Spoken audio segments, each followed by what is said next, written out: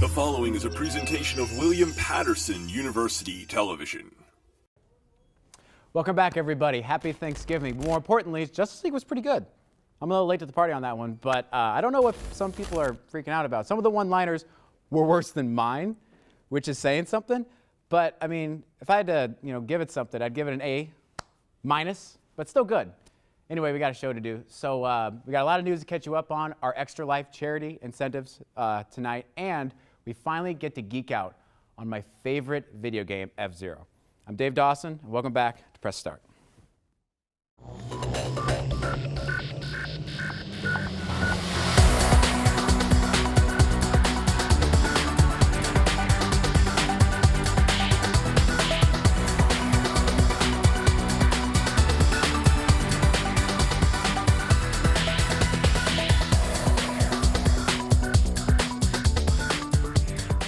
We got 2 weeks of news and 3 minutes to do it.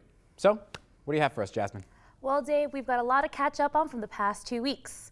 Gazillion Entertainment has laid off a majority of its employees on November 22nd, the day before Thanksgiving. The publisher behind the free-to-play action RPG, Marvel Heroes, had already announced earlier last month they would be ending the game at the end of the year. CEO of Gazillion, David Von Dorman, had sent out a company-wide email terminating majority of the staff, leaving behind only a few to finish out the closing of the publisher. Now former employee of the company, Andrew Hare, went to Twitter and posted, quote, "Happy holidays, the company is dead and you're all laid off."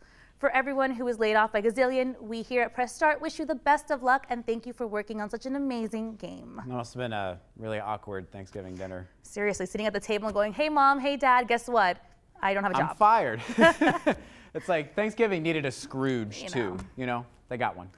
John Lasseter, head of Walt Disney's Animation Studios and chief creative officer of Pixar, has announced that he would be taking a 6-month leave of absence. He had said to reports, quote, "I've recently had a number of difficult conversations that have been very painful for me. It's never easy to face your missteps, but it's the only way to learn from them."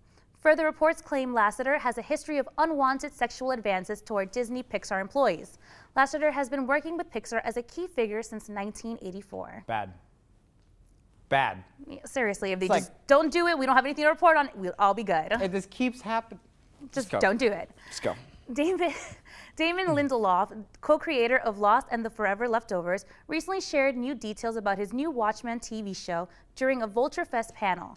Talking about the show, Lindelof said, quote, "The reason I'm doing this is because these are dangerous times and we need dangerous shows. What we think about superheroes is wrong." He went on to explain how he read the Watchmen comics at the age of 12 and how the comics crackled with energy. Lindelof also said he expects the show to start in 2019. Everyone seems to be taking a shot at EA these days, even the Doom modding community. And no, not the newest Doom game, we're talking about the first Doom game. Modder Rip and Tear has created a Doom mod that replaces the weapon drop with loot boxes. The loot boxes require a key to open them, and the keys only drop on certain enemies, and they are extremely rare.